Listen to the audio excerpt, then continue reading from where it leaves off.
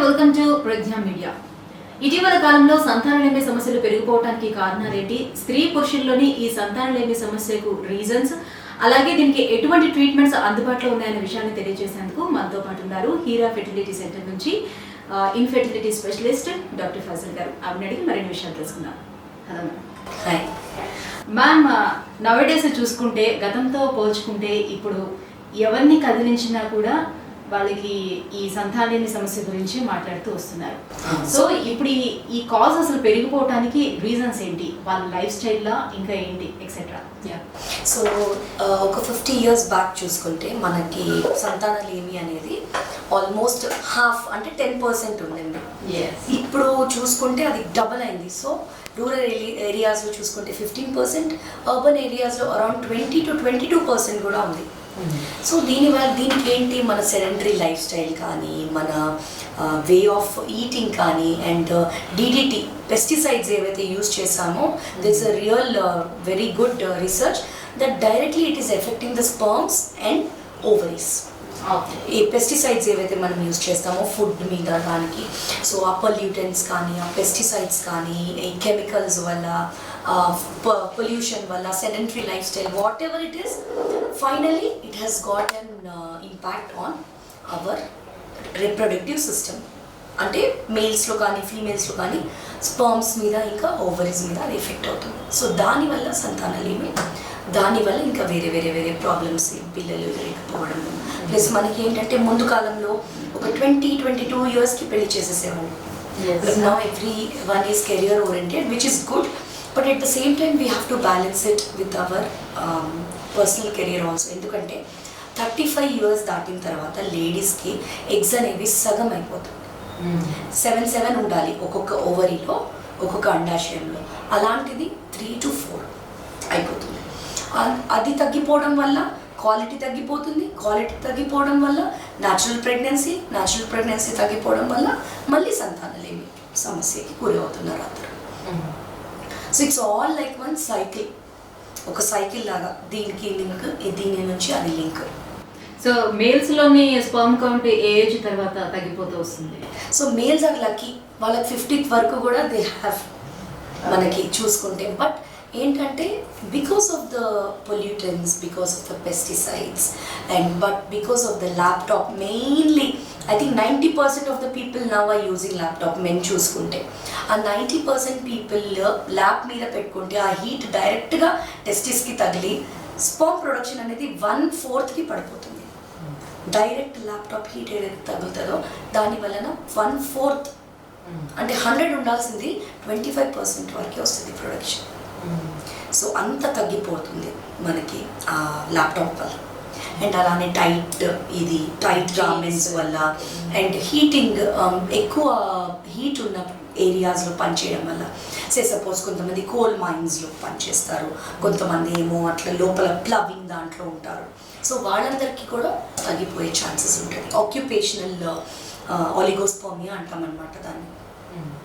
So ఇవన్నీ చూసుకొని, దీనన్నిటి వల్ల in order of all this సంతానలేమి అనేది పెరిగిపోయింది. బట్ బిఫోర్ సంతానలేమి ఎట్లా అంటే, ఒక couple now generally how we describe now ఎట్లా అంటే, ఒక కపుల్ 1 year నుంచి ట్రై చేసి బేబీస్ కోసం స్టిల్ కన్సీవ్ అవ్వలేదంటే then they are considered as infertile couple. So అక్కడ నుంచి మనం ఎవాల్యుయేషన్ స్టార్ట్ అవుతుంది. ఓకే, సో ఫస్ట్ ఇయర్లో without any medicines or anything 85% couples natural. Second ఇయర్కి వచ్చేటప్పటికి 90%, థర్డ్ ఇయర్కి వచ్చేటప్పటికి 93 to 94% కన్సీవ్ అయిపోయి. ఆ 6 to 7% ఎవరైతే అవ్వట్లేదు న్యాచురల్గా even after the end of third year, then they will have problem. అంటే some problem is there inside which we have to correct or which we have to rectify. అంటే లోపల ఏముంది అనేది అప్పటి నుంచి ఎవాల్యుయేట్ చేసుకోవాలి. ఓకే. సో ఇప్పుడు ma'am ఒకవేళ లేడీస్ విషయం తీసుకుంటే ఈ సంతానలేమికి మేజర్గా వాళ్ళు ఏం కాసెస్ ఉంటాయి? సో సంతానలేమి, సో మనం చాలా రెగ్యులర్గా వింటున్న వర్డ్ ఇది. బట్ సంతానం అనేది ఫస్ట్ ఎలా కలుగుతుంది, ఎలా ఉంటుంది, లోపల గర్భసంచి ఎలా ఉంటుంది, ట్యూబ్స్ ఎలా ఉంటాయి అనేది ఫస్ట్ మనం ఇందులో ఎక్స్ప్లెయిన్ చేసుకోవాలి. ఓకే. సో ఇది చూడండి, ఇది వచ్చేసి గర్భసంచి. ఓకే.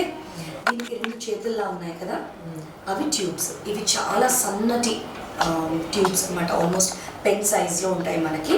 అండ్ వీటి ఫంక్షన్ కూడా పట్టుకోవడం అనమాట. ఇక్కడ అండాశయం నుంచి ప్రతి నెల ఎగ్ అనేది విడుదలవుతుంది కదా, వాటిని పట్టుకుని ఇక్కడ ఉంచుకుంటుంది. అదే టైంలో మనకి భార్యాభర్తలు కలిసినప్పుడు స్పర్మ్స్ ఇక్కడ నుంచి వస్తాయి కదా, అప్పుడు ఈ అండాశయము లోపలికి వెళ్తే అక్కడ ఒక పిండం అనేది ఫామ్ అవుతుంది. ఫస్ట్ ట్యూబ్లో ఫామ్ అవుతుంది ఆ పిండం ట్యూబ్లో ఫామ్ అయిన తర్వాత 5 రోజుల తర్వాత అది గర్భసంచిలోకి దిగి అక్కడ అతుక్కొని ప్లసెంటా అంతా ఫామ్ అయి 9 months బేబీ. సో ఒక నార్మల్ ప్రెగ్నెన్సీ రావాలంటే గర్భసంచి బాగుండాలి, ట్యూబ్స్ బాగుండాలి, అండాశయంలోంచి ప్రతి నెల అండం విడుదలవ్వాలి, అండ్ అలానే స్పర్మ్స్. ఇవన్నీ బాగుండి కూడా ఒక్కొక్కసారి అంటే డయాగ్నోస్ చేయలేము మనం. అంటే ట్యూబ్స్ బాగుంటాయి, గర్భసంచి బాగుంటుంది, అలానే స్పర్మ్స్ బాగుంటాయి, స్టిల్ అవ్వదు వాళ్ళకి. That is called as unexplained infertility. అంటే అండం అనేది 40 times పెద్దగా ఉంటుంది స్పర్మ్తో కంపేర్ చేస్తే. సో దాని లోపలికి వెళ్ళాలంటే అది ఒక్కొక్కసారి అలౌ చేయదు. So that is called as unexplained infertility అనమాట. అంటే మైక్రో లెవెల్లో మనకి చూస్తే ఎగ్ స్పర్మ్ అనేది ఎగ్ లోపలికి వెళ్ళలేదు. యాంటీబాడీస్ వల్ల అవ్వచ్చు, అది షెల్ గట్టిగా ఉండడం వల్ల అవ్వచ్చు, లేదా స్పర్మ్స్ బాగాలేకపోవడం వల్ల అవ్వచ్చు, ఎనీథింగ్. బట్ టెస్ట్ వైజ్ చూసుకుంటే అన్నీ బాగానే ఉంటాయి. స్టిల్ మాకు 5 years అయింది, అన్ని టెస్ట్లు బాగున్నాయి మావి, నెక్స్ట్ మాకేంటి అన్న వాళ్ళకి that comes under unexplained. So ఈ హార్మోనల్ ఇంబాలెన్స్ కూడా ఎక్కువగా వింటున్నాం కాబట్టి, సో అది రావడానికి ఏంటి రీజన్స్? ఇప్పుడు ఇక్కడ చూసుకుంటే ఈ గర్భసంచిలో పీరియడ్ రావడం కానీ, గుడ్డు గ్రో అవ్వడం కానీ, ఇవన్నీ కూడా బ్రెయిన్ నుంచి రిలీజ్ అయ్యే హార్మోన్స్ వల్ల అవుతుంది. బ్రెయిన్ నుంచి కొన్ని FSH, LH, థైరాయిడ్, ప్రొలాక్టిన్ అని ఈ 4 ఇంపార్టెంట్ హార్మోన్స్ ఉంటాయి. ఈ హార్మోన్స్ వల్ల ప్రతి నెల మనకి మెన్స్ట్రుయేషన్ సైకిల్ రావడము, ఎగ్ అనేది గ్రో అవ్వడము, ఓవ్యులేషన్ అవ్వడం, అంటే అండం అనేది రిలీజ్ అవ్వడం ఈ హార్మోన్స్ మీద డిపెండ్ అయి ఉంటుంది. So whenever there is an imbalance, ఒక స్ట్రెస్ వల్ల కావచ్చు, ఒక్కొక్కసారి ఎక్స్ట్రీమ్ వెయిట్ గెయిన్ వల్ల అవ్వచ్చు, ఒక్కొక్కసారి ఎక్స్ట్రీమ్ వెయిట్ లాస్ వల్ల కూడా అవ్వచ్చు. All this can be reason where there is a switch off in the functioning of the బ్రెయిన్లోంచి వస్తాయి ఆ హార్మోన్స్. సో అక్కడ ఎక్కువ తక్కువ ఎక్కడైనా కూడా immediately the effect will come on the uterus, reproductive organ. So ఈ హార్మోన్స్ అనేవి మనం ఎందుకు ఎక్కువగా తరచుగా ఇక్కడ వింటున్నామంటే, brain is the one which functions everything కదా, హార్మోన్స్ కానీ ఏదైనా కానీ అక్కడ నుంచి. సో స్ట్రెస్ అనేది కానీ లేకపోతే లైఫ్ స్టైల్ మోడిఫికేషన్ ఎక్కడైనా ఫస్ట్ మనకి ఎఫెక్ట్ అయ్యేది మైండ్ కదా. సో దాని మీద అక్కడ ఎఫెక్ట్, ప్రెషర్ ఉండడం వల్ల a lot of people are facing this hormonal imbalance, right? So ఈ హార్మోనల్ ఇంబ్యాలెన్స్, ఇప్పుడు థైరాయిడ్ అనుకోండి, జస్ట్ చిన్న థైరాయిడ్ ఒక చిన్న టాబ్లెట్ ఒక 3 months కరెక్ట్గా యూజ్ చేస్తే వీ కెన్ అది బ్యాలెన్స్ చేసుకోవచ్చు. ఇప్పుడు PCOD కూడా మీరు చాలా చాలా చాలా ఎక్కువగా నీటి కణాల జబ్బు చాలా ఎక్కువగా వింటున్నాం ఈ మధ్య. ఆ PCOD కూడా nothing but hormonal imbalance. FSH, LH hormones అనేవి, FSH అనేది ఫీమేల్ హార్మోన్, LH అనేది మేల్ హార్మోన్, 2 కూడా ఉండాలి. వీళ్ళలో LH అంటే మేల్ హార్మోన్ ఎక్కువ అయిపోయి ఫీమేల్ హార్మోన్ అనేది తగ్గిపోతుంది. దానివల్ల ఏమవుతుందంటే అండాలు చాలా ఉంటాయి వీళ్ళకి, బట్ ఆ అండం గ్రో అయ్యి విడుదలయ్యి బయటికి రాదు. బయటికి రానన్న వలన ఏమవుతుంది, స్పర్మ్తో కలవలేదు, అంతే కదా. When there is no release of egg, where will it go and fertilize? So అక్కడ ప్రాబ్లమ్ వస్తుంది. So PCOD is also a kind of hormonal imbalance, because half lifestyle వల్ల, హాఫ్ జెనెటిక్ వల్ల, వచ్చే డిసీజ్ అది. అంటే కంప్లీట్గా అందరికీ రాదు, ఎందుకంటే అంటే లైఫ్ స్టైల్ మోడిఫికేషన్ అందరికీ ఉంటుంది, బట్ కొంతమందికి ఎఫెక్ట్ అవుతుందండి, ఎందుకంటే it has a genetic predispose also. Okay, so ఇవన్నీ కూడా all these are hormonal this thing. So పీసీఓడిలో ఏంటంటే మనం ఫస్ట్ గ్రహించాల్సిన సిమ్టమ్స్ ఏముంటాయంటే, ఫస్ట్ వచ్చేసి వెయిట్ గెయిన్ ఉంటుంది ఇమీడియట్గా, ఒక 3 to 4 monthsలో 6 to 7 kilos పెరిగిపోతారు. దెన్ దాని తర్వాత యాక్ని రావడం, LH హార్మోన్ పెరగడం అని అంటే మేల్ హార్మోన్, యాక్ని రావడం, hair balding, same thyroid symptoms neck బ్లాక్గా అవ్వడం, and irregular periods. Most important is irregular periods. 30 days అవ్వాల్సింది 40-45 days, ఒక్కొక్కసారి 50 days, ఒక్కొక్కసారి 2 months ఒకసారి కూడా అవ్వచ్చు. Okay, so this is the main symptom in PCOD. Irregular periods అనేది మెయిన్ సిమ్టమ్. అండ్ కొంతమందికి ఇర్రెగ్యులర్గా కాకపోయినా ఒలిగోమెనోరియా అంటారు, అంటే తక్కువగా అవుతూ ఉంటుంది. పీరియడ్ ఒక 3 to 4 days అవ్వాల్సింది 1 or 2 days అవుతుంది అంతే. So that is also one of the symptoms of PCOD. So ఈ హార్మోనల్ ఇంబ్యాలెన్సింగ్ అనేది మనం లేడీస్ లోనే ఎక్కువగా చూస్తూ ఉంటాం. ఎందుకంటే మనం ఎక్కువ ఆలోచిస్తాం కదా.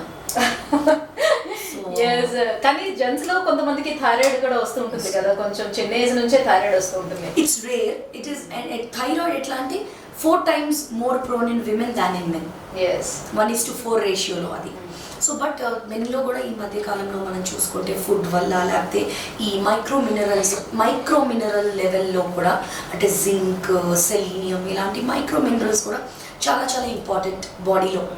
Whenever there is an imbalance because of the food, nutrition వల్ల, లైఫ్ స్టైల్ వల్ల, ఆర్ లేట్ నైట్స్ వల్ల, స్ట్రెస్ వల్ల, all this will lead to your hormonal. And అందుకనే తరచుగా మనం మెన్లో కూడా ఈ మధ్య థైరాయిడ్ అనేది చూస్తున్నాం. ముందు అసలు చాలా చాలా తక్కువ, nowadays again that is also increasing. So అది ఒకటి. అండ్ అలానే చూసుకుంటే ఇప్పుడు ప్రొలాక్టిన్ అని ఒక హార్మోన్ ఉంటుంది, which is also important for egg release అనమాట. సో ఆ ప్రొలాక్టిన్ హార్మోన్ అనేది హై అయిపోతే ఎగ్స్ అనేవి రిలీజ్ అవ్వవు. వాళ్ళకి థైరాయిడ్ ఉండదు, పీసీఓడి ఉండదు, ఏమీ ఉండదు. బట్ ఎందుకు రిలీజ్ అవ్వట్లేదంటే ప్రొలాక్టిన్ అనే ఒక హార్మోన్ హై అయిపోవడం వల్ల ఈ ఎగ్స్ అనేవి రిలీజ్ అవ్వవు. ఓకే, సో ఆల్ దీస్ అంటే బేసిక్గా ఒక కపుల్ మన దగ్గరికి వస్తే డే 2 అంటే పీరియడ్ అయిన 2వ రోజు మనం ఒక లేడీకి మినిమం ఈ 4 టెస్టులు చేయాలి. Thyroid, prolactin, FSH, LH.